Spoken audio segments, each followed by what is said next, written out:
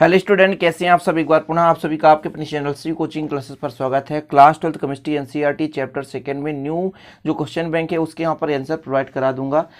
Student, इन सभी topics को मैंने ऑलरेडी कवर करा दिए हैं जो कि आप लोग पढ़ाई किए होंगे, लेकिन बहुत सारे बच्चों कमेंट तक प्लीज़ सर आंसर दे दीजिए, तो मैं वीडियो के माध्यम से आपको यहाँ पे आंसर प्रोवाइड करा रहा हूँ। तो प्लीज़ इन सभी प्रश्नों को आपको अच्छे से तैयार कर लेना है।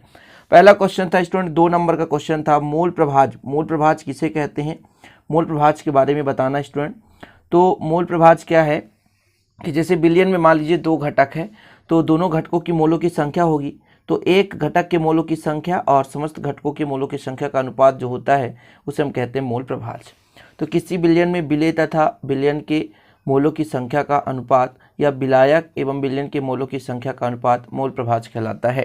चीज़ें समझने की कोशिश करेंगे। यहाँ पे विलेय तथा बिलियन के मोलों की संख्या का अनुपात मतलब किसी एक घटक के मोल की संख्या, और बिलियन मतलब समस्त घटकों के मोलों की संख्या का अनुपात ही मूल प्रभाज कहलाता है। इसके पहले मैंने वीडियो बनाया था एक, जिसमें मूल प्रभाज बखूबी से समझाया था, ठीक है। इसी प्रकार यदि विलायक का निकालेंगे तो विलायक के मोलों की संख्या बटे बिलियन के मोलों की संख्या, यानी एक घटक के मोलों की संख्या बटे बिलियन के समस्त घटकों के मोलों की संख्या का अनुपात जो होता है मूल प्रभाज कहलाता है, जिसे x से दर्शाते हैं।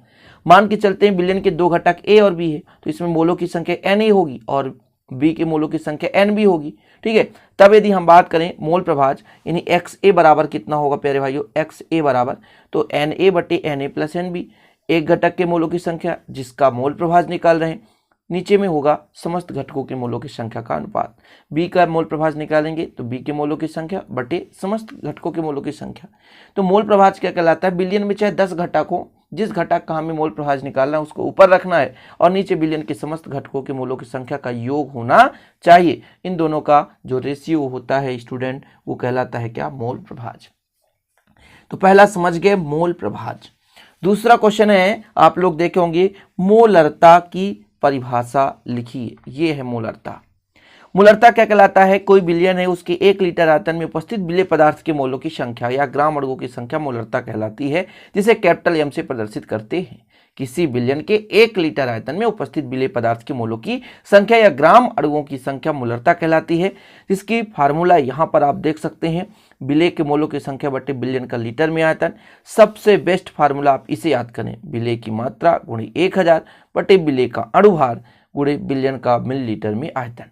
इसे आप याद कर लो, WB into 1000 MB into V, ठीक है। ये सबसे बेस्ट है फार्मूला।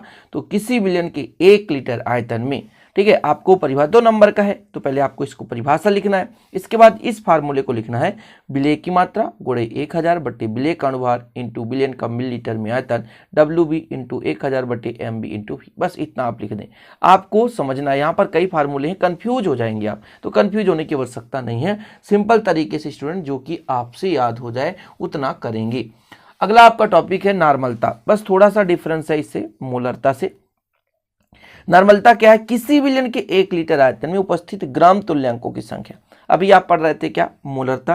मोलरता में क्या था, किसी बिलियन के 1 लीटर आयतन में उपस्थित विलेय पदार्थ के मोलों की संख्या, लेकिन यहाँ पर विलेय पदार्थ के ग्राम तुल्यांकों की संख्या। बस डिफरेंस इतना ही है, ठीक है। किसी बिलियन के 1 लीटर आयतन में उपस्थित क्या, विलेय पदार्थ के ग्राम तुल्यांकों की संख्या नॉर्मलता कहलाती है। यदि विलेय पदार्थ के मोलों की संख्या की बात होती तो वहां पे मोलरता कहलाती। चीजें क्लियर है, ये नॉर्मलता हो गया। इसका फार्मूला लिखना बहुत जरूरी है। नॉर्मलता N बराबर WB इंटू 1000 बटे EB इंटू V।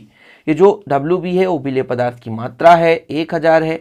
EB है ग्राम तुल्यांकों की संख्या, जो भी आपके पास विलेय पदार्थ है, और ml में आयतन है V।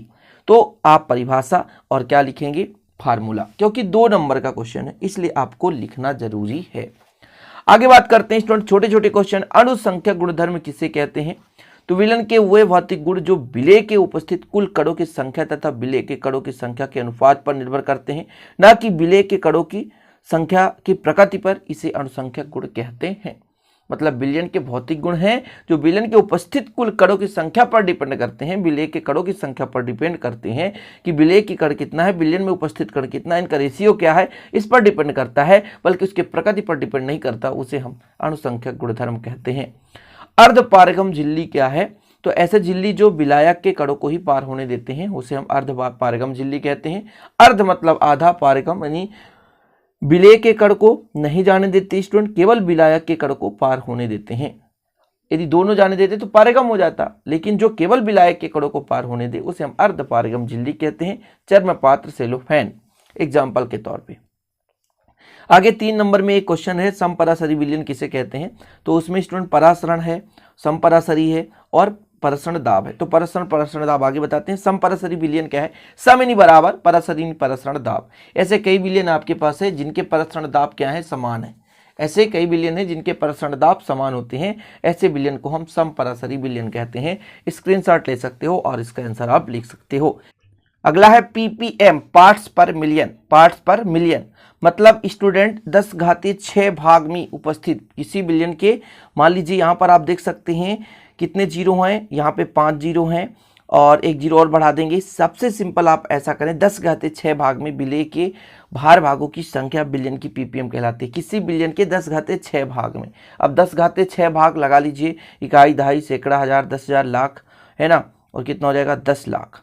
इतना हो जाता है स्टूडेंट। 6 जीरो हैं तो 10 लाख भाग में, इकाई, दहाई, सैकड़ा, हजार, 10,000, लाख, 10 लाख, ऐसे 6 जीरो हैं तो 10 लाख भाग में, ऐसा यानी 10⁶ भाग में उपस्थित विलेय पदार्थ के भार भागों की संख्या बिलियन की पीपीएम में सांद्रता कहलाती है। तो आप क्या कर सकते हैं, इसको 10 लाख सीधा बोल सकते हैं। जैसे मान लीजिए इसको यदि काट दें तो 10 लाख कहलाएगा, समझ रहे ना, ये 10 लाख, इसको यदि काट दें 10 लाख, इन 10⁶ भाग में विलेय पदार्थ के भार भागों की संख्या बिलियन की पीपीएम कहलाती है। ठीक है, पीपीएम बराबर लिख लें विलेय का द्रव्यमान ग्राम में और बटे बिलियन का द्रव्यमान ग्राम में गुणे 1000। ठीक है, 10⁶। तो इस प्रकार से इसका स्क्रीनशॉट आप ले लीजिए। और देखिए अगला क्वेश्चन है आपका, देखिए 3-3 नंबर के क्वेश्चन और 2-2 नंबर क्वेश्चन इसमें आने वाले हैं। तो अगला क्वेश्चन है, परासरण किसे कहते हैं? परासरण दाब और समपराशरी विलयन। ठीक है, तो परासरण में परासरण को आपको बताना है और परसरण दाब बताना है। समपराशरी विलयन तो आप देख ही लिए कि ऐसे विलयन जिनका दाब लगभग समान होता है समपराशरी विलयन कहलाते हैं। परसरण देख लें, किसी विलयन में शुद्ध विलायक का अर्धपारगम झिल्ली के माध्यम से निम्न सांद्र से उच्च सांद्र विलयन की ओर प्रवाहित होने की प्रक्रिया परसरण कहलाती है। और एक ऐसा दाब जिस दाब से परसरण की क्रिया रुक जाए वो परसरण दाब कहलाती है। ठीक है, आप लोग जानते होंगे परसरण दाब क्या है? वह दाब जिस दाब से परसरण की क्रिया रुक जाती है स्टूडेंट, उसे हम कहते हैं परसरण दाब। ठीक, इतना क्लियर हो गया। एक क्वेश्चन है आपके लिए, आदर्श विलयन और अनादर्श विलयन में अंतर। चलिए फटाफट देखते चलिए, जो भी आपके पास क्वेश्चन है स्टूडेंट मैं करा दे रहा हूं ताकि आप लोग प्रॉब्लम में ना हो। बहुत सारे बच्चे कहते हैं कि सर सॉल्यूशन तो दे ही दीजिए। तो 3 अंतर लिखना है। तो पहला तो यही है, जो राउल्ट के नियम का पालन करता है उसे आदर्श विलयन कहते हैं, जो राउल्ट के नियम का पालन नहीं करता उसे अनादर्श विलयन कहते हैं। 3 अंतर आपको तैयार ही करना है। दूसरा डिफरेंस है, विलयन के अवयवों में मध्य अंतराकर्षण शुद्ध अवयवों के समान कोटि में होते हैं, जबकि इसमें विलयन के अवयवों के मध्य अंतराकर्षण शुद्ध अवयवों के समान कोटि में नहीं होते। देख सकते हैं आप लोग, जब शुद्ध अवयवों के अवयवों को मिश्रित किया जाता है तो उनके एंथैल्पी और आयतन में कोई परिवर्तन नहीं होता, जबकि इसमें एंथैल्पी और आयतन में परिवर्तन हो जाता। एग्जाम्पल की तरफ बेंजीन, टॉलुइन, इसमें एसीटोन और क्लोरोफॉर्म। अब यहाँ पे मैं आपको प्रोवाइड करा रहा हूँ, इसका मतलब ये है कि फटाफट स्क्रीनशॉट कर लें और लिख लें स्टूडेंट आसानी से। और एक जल की मोलरता मैंने कराया था, आप लोगों को याद होगा। शुद्ध जल की मोलरता 55.56 या 55.55 करके आता है। जल की शुद्ध मोलरता निकालना था, वो चीज़ करा दिया मैंने। कई बार न्यूमेरिकल में कराया, आप लोग कर लेना, आपके सीधा बुक में एग्जाम्पल के तौर पे होगा। अगला क्वेश्चन है आपका, परसरण दाब किसे कहते हैं? तो परसरण दाब क्या है स्टूडेंट, आपको पता होगा, वह दाब जिस दाब पर परसरण की क्रिया रुक जाती है उसे हम परसरण दाब कहते हैं। परसरण और विसरण में अंतर है स्टूडेंट, आप देख सकते हैं। तो यहाँ पर आप देखेंगे तो पहले विसरण लिखेंगे कि विसरण के अणु कहाँ से कहाँ चलते हैं, तो उच्च सांद्रण से किसी क्षेत्र के निम्न सांद्रण की ओर चलते हैं। ये विसरण की क्रिया होती है कि उच्च सांद्रण से निम्न सांद्रण की ओर चलते हैं स्टूडेंट। और जो परासरण होता है वो निम्न सांद्रण से उच्च सांद्रण की ओर गति करता है। विसरण में अर्धपारगम झिल्ली की आवश्यकता नहीं होती, जबकि परसरण में अर्धपारगम झिल्ली की आवश्यकता होती है। इसमें विलेय एवं विलायक के दोनों अणुओं का विपरीत दिशाओं में प्रवाह होता है, जबकि केवल इसमें विलायक के अणु का प्रवाह होता है। और चौथा, यह गैस एवं विलयन दोनों में होता है, जबकि ये केवल विलयन में पाया जाता है। आप स्क्रीनशॉट ले लिया करें पूरा विधिवत। ठीक है, अब एक क्वेश्चन है आपके लिए स्टूडेंट की, ठंडे देशों में गाड़ी में रेडिएटर में जल के साथ ग्लाइकॉल का प्रयोग क्यों किया जाता है। तो मैं इसका आंसर आपको समझा रहा हूँ, शायद आप यहाँ पे क्वेश्चन नहीं देख पा रहे हैं। आपके पास क्वेश्चन होगा कि जैसे आपके पास गाड़ी है, रेडिएटर में जल के साथ ग्लाइकॉल क्यों प्रयोग किया जाता है। क्योंकि स्टूडेंट ठंडे प्रदेशों में क्या होता है कि यदि जल है, जल यदि टेम्परेचर कम होता है तो जल किस में बदल जाता है, फ्रीज हो जाता है, बर्फ में बन जाता है।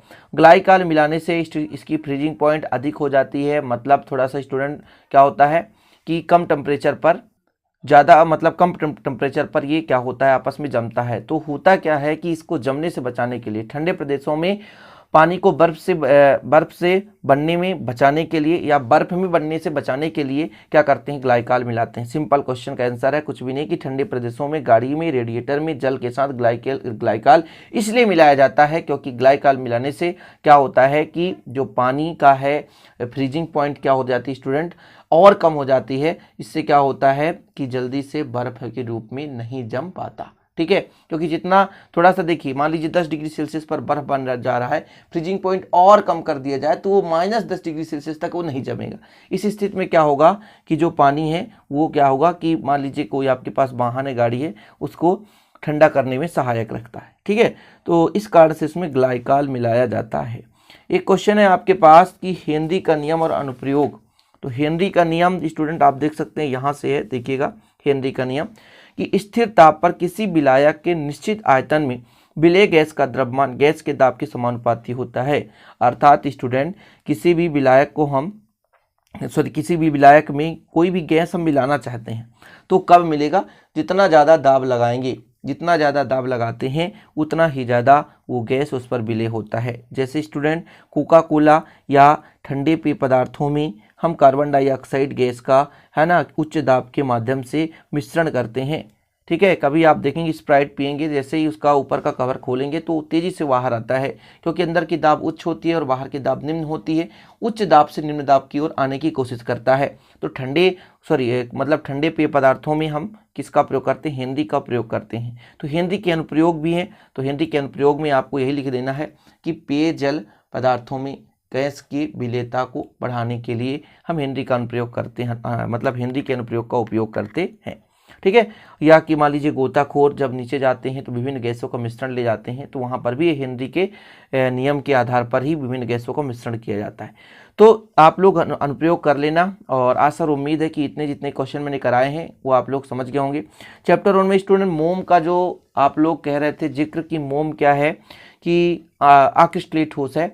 तो बच्चों मैं आपको बता देना चाहता हूं कि दो अलग अलग राइटर हैं, एक में आणविक ठोस दे के रखा था इसलिए मैंने करा दिया, क्योंकि मेरे जो बुक्स हैं शिवलाल जो राइटर है उसमें आणविक ठोस का उदाहरण था। मैं मानता हूं अक्रिस्टलीय ठोस भी हो सकता है, मैं ये नहीं कहता, बट क्या है कि मैं बुक को थोड़ा ज़्यादा सेटिस्फाइड करता हूँ। बगैर मान लीजिए आप ऑनलाइन में सर्च करके, मतलब गूगल से सर्च करते तो वहाँ भी एक व्यक्ति ही लिखते हैं, बुक भी एक व्यक्ति ही लिख रहे हैं, तो आदमी क्या करता है बुक से थोड़ा सा सेटिस्फाइड हो जाता है। किसी ने कहा था षटकोणीय संरचना NaCl की, तो ऐसा नहीं है मेरे प्यारे भाइयों।